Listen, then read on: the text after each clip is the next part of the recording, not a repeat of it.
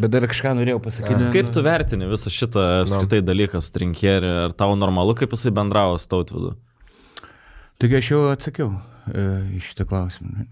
Kaip? Dėl skirtingų gal politinių pažiūrų.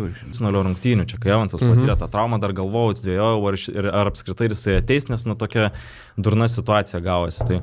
Bet atėjo, sako, don't worry, sako, mes pradedam nuo 0-0. Ok, galvoju, tas etapas užverstas, bet kai tu ateini ir kalbi, kad negalima suplakti praeito sezono su šituo sezonu ir tu tada kažkaip prisimeni kažką iš praėjusio sezono, kas buvo paminėta vacation, atsiprašau, ta prasme, čia man asmeniškai tai parodė, kad žmogus neturi pagarbos savo žodžiams tai, ką jis pasakė. Jeigu mes pradedam nuo 0-0, kodėl tu vėl prisimeni tą situaciją? Mane tas tikrai siutina. Matau. Tai va, o dėl Trinkierio... Dar vienas dalykas, kurį norėjau paminėti, kol Trinkieri temoje esam, mes kaip žurnalistai galbūt su ta motyvacija, nesvarbu kaip jisai sureaguoja, bet gal ne iš tos pusės prieinam, gal mums reikėtų prieiti, vat kaip ir Vaidas sako, per grinai trenerio asmeninę prizmę ir jo darbo, nes aš, pavyzdžiui, pasižiūrėjau tuos jo praėjusius klubus, kaip jisai atrodė Bayerne, Partizane, ar net ten iš arčiau šiek tiek panagrinėjau, tai įsivaizduokit, per 3 metus Bayerne jis net reguliaraus sezono nekarto nėra laimėjęs nacionaliniam čempionate. Čia jau nekalbu apie finalus, reguliarkės nėra laimėjęs. Pirmas sezonas 24 pergalės 10 pralaimėjimų, po to kiti 25 pergalės 9 pralaimėjimai. Čia būtų geras klausimas, Lukai.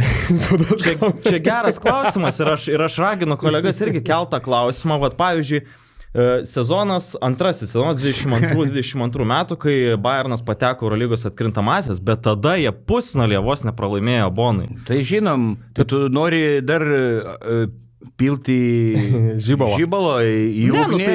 Jeigu mes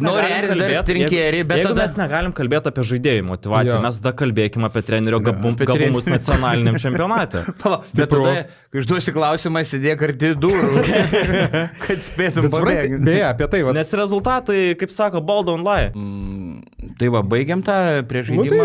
Galima per rungtynės, arba tu dar gali. Dar galiu tokios statistikos, pereinant per šitą dar temą, kad Trinkieri visi tie derbyje, kuriuos jisai yra buvęs prieš tai pavyzdžiui, kaip Partizane buvo tos 2 metus, tai buvo 13 rungtynių su Cervena Zvezda, laimėjo 5 kartus.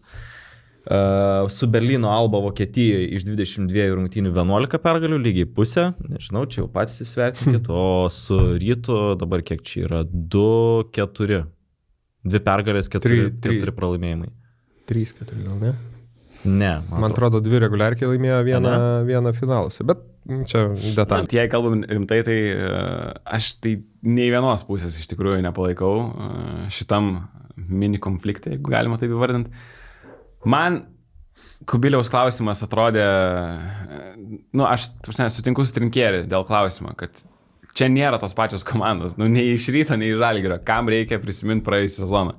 Kam reikia prisiminti finalus, kur Žalgiris žaidė be Keenano Evanso? Tai tu žiūrim į tas vienas rungtynės ir tas priminimas praeito sezono man atrodė keistai, nes tas pats pavadinimas komandos, bet komanda yra kardinaliai skirtinga.